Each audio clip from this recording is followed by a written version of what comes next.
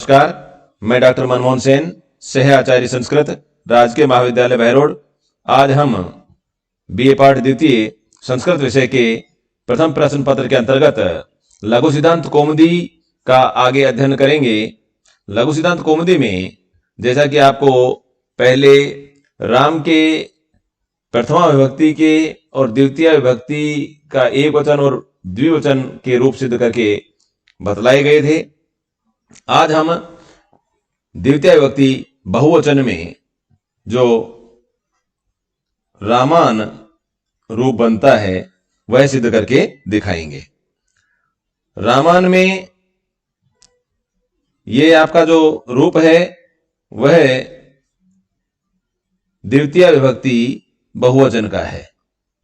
द्वितीय विभक्ति बहुवचन में यह रूप बनता है। तो प्रक्रिया वही रहती है, एक तरफ आप रूप बनाते जाएं, एक तरफ सूत्र लिखते जाएं, उनसे क्या परिवर्तन होगा। तो आप देखिए, सबसे पहले शब्द है राम। राम शब्द की सबसे पहले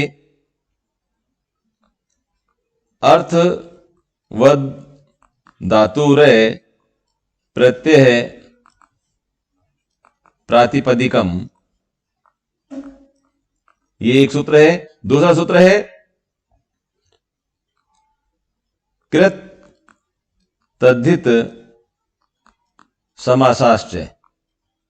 ये जो दो सूत्र हैं, इनसे सबसे पहले राम शब्द की प्रातिपदिक संज्ञा होती है, इन दोनों सूत्रों से।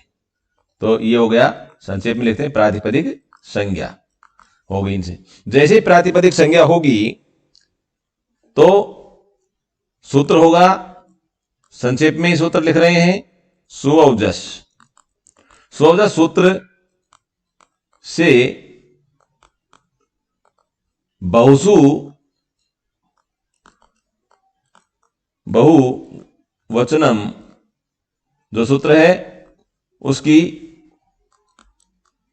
सहायता से, बहुसु बहुवचनम सूत्र की सहायता से द्वितीय विभक्ति बहुवचन में कौन सा प्रत्यय आएगा? राम धन शश। बहुवचन में कौन सा प्रत्यय आया? सहायता से द्वितीय विभक्ति बहुवचन में प्रत्यय आया आपका शश। रूप क्या बना? राम धन शश। देखिए, सु औजस ये प्रथमा विभक्ति के हैं और अम औटसस ये द्वितीय विभक्ति के हैं। तो द्वितीय विभक्ति बहुवचन में कौन सा प्रत्यय? शश प्रत्यय आया। अब जैसे ही ये हुआ तो आप इसमें देख रहे हैं, शश में प्रत्यय के आदि में श है, इसलिए लशक तद्धिते जो सूत्र है, सूत्र से प्रत्यय के आदि में स्थित शकार की इत संज्ञा, और जैसे ही इत संज्ञा होती है तस्य लोप है जो सूत्र है, सूत्र से उसका क्या हो जाएगा? लोप हो जाएगा। रूप क्या बनेगा? राम धन अश। क्योंकि जो श है उसकी संज्ञा होके उसका लोप हो जाता है और श में जो अ है वो रहता है और रूप बन जाता है राम धन अश। जैसे ही ये स्थिति होती है तो पहले आपको बताए गए हैं सूत्र है प्रथमयोः पूर्व सवर्ण। प्रथमयोः पूर्व सवर्ण जो सूत्र है, सूत्र से पूर्व सवर्ण दीर्घ। पूर्व सवर्ण दीर्घ क्या है कि अस का जो अ है वो राम के मैं में स्थित ए में मिल जाएगा और उसे दीर्घ भी हो जाएगा। अस का ए राम के मैं में स्थित ए में मिलेगा और उसको दीर्घ भी हो जाएगा, तब आपका रूप बनेगा रामास। ये देखिए रामास, जैसे ही रामास बनेगा आपको अभी जो पिछले वाले व्याख्यान में जो सूत्र समझाए गए थे उन सूत्रों की प्रक्रिया प्रारंभ हो जाएगी। तो रामास जैसे रूप बना तो तस्मात् 600 नह पुंसी, तस्मात् 600 नह पुंसी, जो ये महत्वपूर्ण सूत्र है द्वितीय विभक्ति के लिए। तस्मात् 600 नह पुंसी सूत्र क्या करता है, पूर्ण सवर्ण दीर्घ से परे शश के स्थान पर नकार हो जाता है।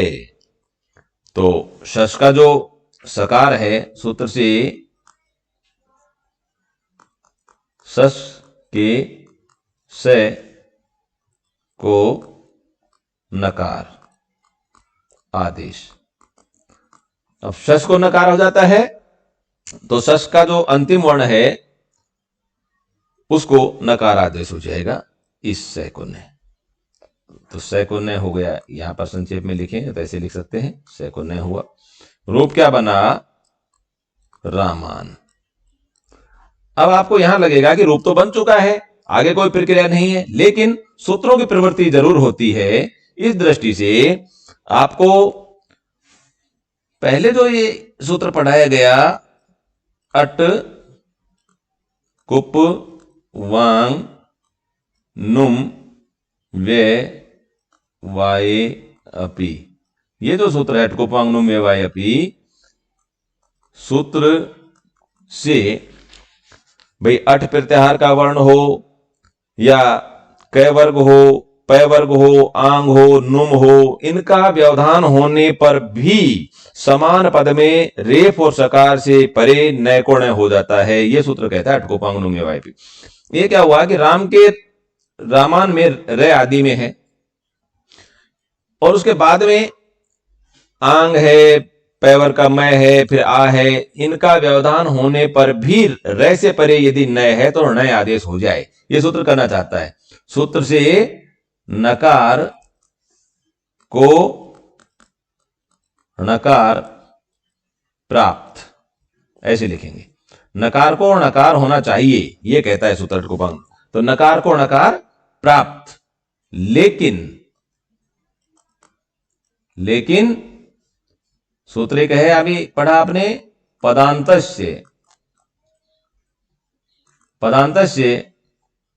सूत्र से उसका निषेध। देखिए जो अभी आपको ये बताया गया, रामान आपको लग रहा था कि ये सिद्ध हो गया, आगे वाले सूत्रों की क्या आवश्यकता है, लेकिन सूत्रों की प्रवृत्ति तो होगी, और जैसे प्रवृत्ति होगी तो रूप बनना चाहेगा रामायण, लेकिन रामायण रूप उचित नहीं है, इसलिए यहां पदांत से सूत्र आया। और पदांत से सूत्र ने क्या कहा कि पद के अंत में स्थित नकार को नकार आदेश नहीं होता। तो पद के अंत में रामान के नेम के बाद में कोई वर्ण नहीं है, इसलिए पदांत हुआ, ये पद के अंत में स्थित हुआ, तो पदांत नकार को नकार आदेश नहीं होगा इस सूत्र से। तो रूप आपका बन गया रामान। यद्यपि पहले भी बन चुका है, लेकिन सूत्र की प्रवृत्ति होती है और फिर उसका निषेध भी होता है। हां, अट कुप वांग नुम यवाय अपि जो सूत्र है, यह आपको लग रहा होगा कि अभी इसका फिर क्या औचित्य रहा। तो औचित्य यह है कि आने वाले अन्य रूपों में यह कार्य करेगा। प्रवृत्ति यहां भी हो रही थी, लेकिन आचार्य को जो शुद्ध रूप है वह बनाना है, इसलिए पदांत से सूत्र की रचना की और इसका अर्थ पद के अंत में। तो ये आपको एक परीक्षा में इस तरह से आपको सिद्ध करना होगा, आपको कंठस्थ कर लेना चाहिए कि राम शब्द है, राम शब्द की अर्थ धातु प्रत्यय प्रातिपदिकम से प्रातिपदिक संज्ञा कर तदित समासास्त्र सूत्र, और दोनों सूत्रों से प्रातिपदिक संज्ञा हो गई, एक व्युत्पत्ति पक्ष में एक अव्युत्पत्ति पक्ष में। फिर आपका रूप बना राम धन राम, उसके बाद में सुअवजस सूत्र आ जाता है। जैसे प्रातिपदिक संज्ञा होती है सुअवजस सूत्र से बहुसु बहुवचनम की सहायता से, कि बहुवचन का रूप बना रहे हैं तो बहुवचन का प्रत्यय सहायता से शश प्रत्यय आया। शश में श ए से 3 वर्ण हैं। लसक को तद्धित सूत्र कहता है कि प्रत्यय के आदि में स्थित लय श और कैवर की संज्ञा हो जाए, तस्य लोप है उसका लोप हो जाए, तो उसका लोप कर दिया शकार का। श में जो ए था वो शेष रहा, तो राम धन अस रूप बना। उसके बाद प्रथम पूर्व सवर्ण सूत्र आता है, वो कहता है पूर्व सवर्ण दीर्घ हो जाए। राम से परे जो अस का ए है वह राम के मय में स्थित ए में मिल जाए और उसको दीर्घ भी हो जाए, तो रामास बना। जैसे रामास बना तो तस्मात् छसो नपुंसक सूत्र आ जाता है कि पूर्ण सवर्ण दीर्घ से परे जो स है उसको नए आदेश हो जाए। पूर्व सवर्ण दीर्घ से परे शस का जो शकार है उसको नकार आदेश हो जाए। जैसे ये सूत्र प्रवृत्त हुआ तो स के स्थान पर नय बन गया, तो रामान रूप सिद्ध हो गया।